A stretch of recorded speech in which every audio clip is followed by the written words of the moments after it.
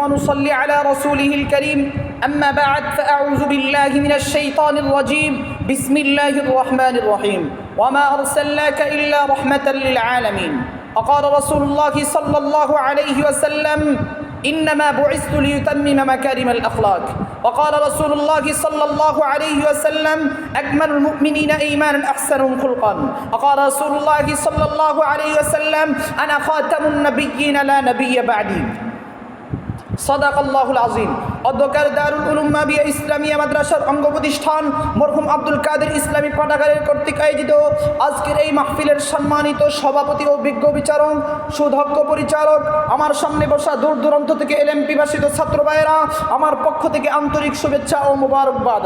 আজকে আমাকে যে বিষয় দেওয়া হয়েছে তা হলো বিশ্ব শান্তি প্রতিষ্ঠায় মহানবী সাল্লাল্লাহু আলাইহি ওয়াসাল্লাম এবং রাসূলুল্লাহ সাল্লাল্লাহু আলাইহি ওয়াসাল্লাম শেষ নবী এবং রাসূল সাল্লাল্লাহু আলাইহি ওয়াসাল্লামের জীবনে এই বিষয়ে আমি কিঞ্চিত পরিমাণ আলোচনা করার চেষ্টা করব ইনশাআল্লাহ।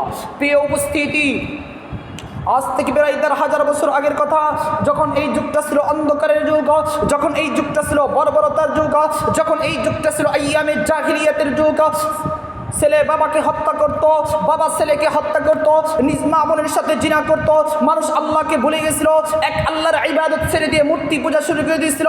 এমনকি কারো যদি কন্যা সন্তান জন্মগ্রহণ করত তাকে জীবন্ত অবস্থায় মাটি দিত। মানুষ আল্লাহর ভয় আখিরাতের চিন্তা একটু করতো না। মানুষ গরিব দুঃখীদের উপর জুলুম অত্যাচার করত। ঠিক সেই সময়ে আল্লাহ তাআলা মানব জাতির হিদায়তের জন্য, পথগুলা মানুষকে হিদায়তে আনার জন্য তার হাবিবকে পাঠিয়ে দিলেন সাইয়্যিদুল মুরসালিন খাতামুন নবিয়্যিন ওয়ারাসাতুল আম্বিয়া, যিনি কোনো বিশেষ এলাকার নবী নন, যিনি কোনো নির্দিষ্ট টাইমের নবী নন, তিনি বাংলাদেশের নবী নন, তিনি ইউরোপের নবী নন, তিনি পাকিস্তানের নবী নন, তিনি বিশ্বজগতের তিনি একমাত্র নবী। আর রাসূল সাল্লাল্লাহু আলাইহি ওয়াসাল্লামকে যে শেষ নবী হিসেবে মানবে না সে হবে কাফের। সে যাই হোক না কেন, সে দেশের এমপি হোক, সে দেশের প্রধানমন্ত্রী হোক, সে দেশের ম্যাজিস্ট্রেট হোক, সে দেশের চেয়ারম্যান হোক, সে হবে কাফের। প্রিয় উপস্থিতি, আল্লাহ রাসূল সাল্লাল্লাহু আলাইহি ওয়াসাল্লাম মক্কা নগরী কুরাইশ গোত্রে বনি হাশিমের বংশে 12 রবিউল আউয়াল সোমবার দিন সূর্য উদিত হওয়ার পূর্বাক্ষণে সুবহ সাদিক দিগদিগন্ত রক্তিম আভা যে সময় সূর্য উদিত হয় ঠিক সেই সময় রাসূল সাল্লাল্লাহু আলাইহি ওয়াসাল্লাম মা আমিনার গর্ভে জন্মগ্রহণ করেন।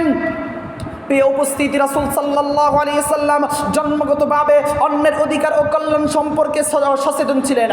যখন রাসূল সাল্লাল্লাহু আলাইহি ওয়াসাল্লাম যখন তিনি শিশুকালে হালিমাতুস সাদিয়ার ঘরে আসলেন, হালিমাতুস সাদিয়ার ঘরে আসার পর যখন তিনি দুধ পান করতেন তখন হালিমাতুস সাদিয়ার দুধের এক স্তন পান করতেন, অন্যটি দুধ ভাইয়ের জন্য রেখে দিতেন।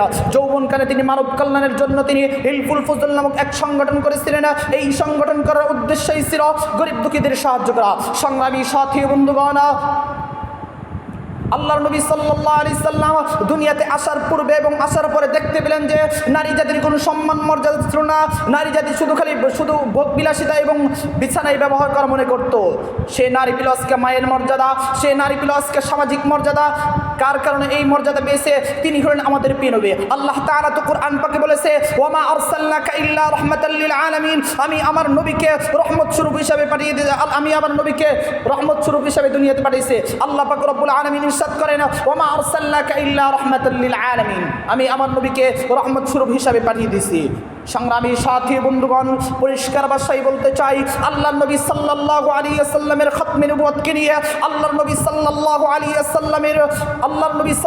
ওয়াসাল্লামের সিরাতকে নিয়ে, সিরাত মাহফিলকে নিয়ে কট্ট গালিগালাজ করবে, বিন্দু পরিমাণ রক্ত থাকা পর্যন্ত ইনশাআল্লাহ যারা গালিগালাজ করবে তাদেরকে ধরে বঙ্গোপসাগরে ভাসিয়ে দেওয়াতে হবে।